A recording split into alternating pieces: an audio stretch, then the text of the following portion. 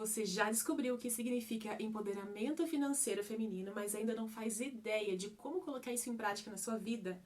Então fica comigo até o final desse vídeo, que hoje eu vou te mostrar 3 formas simples de como fazer isso se tornar realidade na sua vida, para que você fique longe de relacionamentos que te bloqueiam e se torne uma mulher muito mais independente, autoconfiante, autêntica e poderosa, é claro.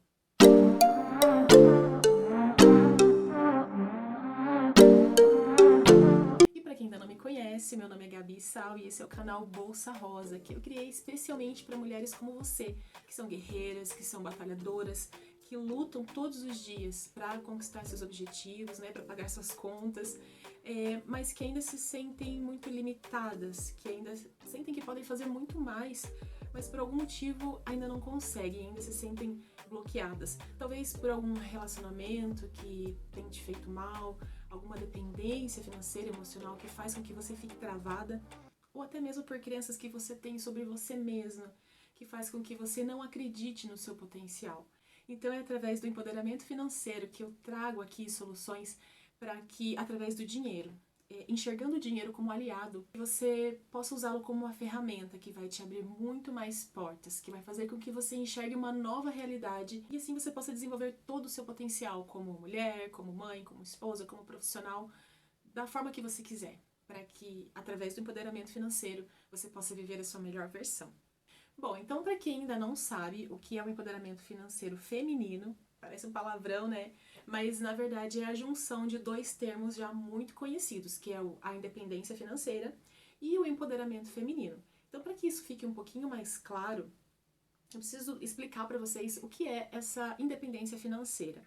Como a gente já sabe, no mundo dos investimentos, né, é um termo muito utilizado para falar de pessoas que já atingiram uma certa independência e que não precisam mais trabalhar, para sobreviver. Elas já têm um valor investido suficiente que gera uma renda passiva, ou seja, são lucros que cobrem os custos de vida dela. Então, digamos que uma pessoa tem um custo de vida ali em torno de 3 mil reais, se ela tiver... Então, digamos que uma pessoa tem ali um custo de vida em torno de 3 mil reais, se ela tiver 500 mil reais investidos, ela consegue, apenas com os juros, cobrir os custos de vida. Ela não vai ter um estilo de vida ali, ostentação, porque com 3 mil reais a gente não faz muita coisa, mas ela tem a liberdade, a independência de não precisar mais trabalhar para fazer esses 3 mil. Só que isso leva a gente a pensar que para uma pessoa ter esse tipo de independência, ela tem que ser rica, né? Porque querendo ou não, para quem recebe um salário de 3 mil reais hoje, uma pessoa que tem 500 mil guardado, investidos, é sim uma pessoa rica. Né? Tudo bem que uma pessoa que está lá naquela posição de ter os 500 mil investidos não se sente rica, afinal de contas ela só consegue juros, dividendos de 3 mil reais. Mas são realidades completamente diferentes. É por isso que eu gosto de utilizar o termo liberdade financeira, ao invés de independência financeira. Porque a liberdade financeira, eu entendo e gosto de explicar que a liberdade financeira é quando você tem uma tranquilidade, você tem uma reserva financeira suficiente para você sair de situações de imprevistos, para que você tenha um dinheiro disponível quando surgir uma boa oportunidade de um curso, por exemplo, né, ou de adquirir algum bem que esteja realmente num valor que vale a pena, mas principalmente para que você, mulher, tenha liberdade de escolher se você continua naquele emprego ou não, se você continua naquela relação ou não, entende? Quando você tem uma reserva financeira, você tem essa liberdade de escolher onde você quer estar porque você quer e não porque você precisa. Porque muitas mulheres, muitas vezes, acabam vivendo uma situação, uma relação de abuso, dentro de uma relação amorosa, afetiva, até mesmo uma relação profissional, porque elas não têm outros recursos, não têm recurso financeiro, não têm reserva alguma. Então, pra gente aqui, o que é interessante é esse termo liberdade financeira, tá? Em relação ao conceito de empoderamento feminino, existem muitas interpretações em relação a isso, principalmente no que diz respeito a feministas extremistas, o que não é o nosso caso aqui, porque afinal de contas isso não é uma guerra contra os homens, mas sim contra a cultura machista da nossa sociedade que faz com que a gente se sinta incapaz, muitas vezes limitada para desenvolver todo o nosso potencial. Então aqui a gente está falando de... quando a gente fala de empoderamento feminino, a gente fala mais sobre direitos, sobre liberdade, sobre segurança. Por exemplo, quando a gente pensa em segurança feminina, a gente tem que ter em mente que existem 5 tipos de violência cometidas contra a mulher, que estão descritas lá na Lei Maria da Penha, e que a gente precisa estar muito atenta a isso, tá? Porque se a gente tem conhecimento, a gente sabe como combater isso daí. Que seria o quê? A violência física, psicológica, a moral, a sexual e a patrimonial, tá? Todas essas existem formas diferentes de se combater e de se resolver. Mas hoje o que é interessante para nós é a violência patrimonial, que ela é definida como quando você não tem acesso livre à conta do casal, por exemplo, quando você, não, de forma que você se sinta limitada e sem recursos. Ou então, quando você é impedida de trabalhar pelo seu parceiro, quando você é impedida de estudar, quando fazem você acreditar que você não tem potencial, não tem capacidade para desenvolver o seu próprio negócio, para empreender, né? Então, tudo isso são formas de violência patrimonial que desempoderam a mulher, que fazem com que ela fique cada vez mais dependente no relacionamento. Então, se a gente tem noção, né, se a gente tem uma visão mais ampla do empoderamento feminino com a independência financeira e a gente junta esses dois, a gente encontra o empoderamento financeiro feminino, que é o que a gente vai trabalhar aqui hoje. E quais são essas 3 formas poderosas que eu disse que ia passar para vocês de conquistar esse empoderamento financeiro? O que a gente tem que ter em mente é que a educação financeira traz a possibilidade de você realizar seus sonhos, de você correr atrás do que você quer, de desenvolver seus projetos. E quanto mais você conquista, mais poder você tem. Poder econômico, poder de escolha, poder de decisão. Então a primeira coisa que você precisa fazer para desenvolver seu empoderamento financeiro é mudar as suas crenças sobre dinheiro.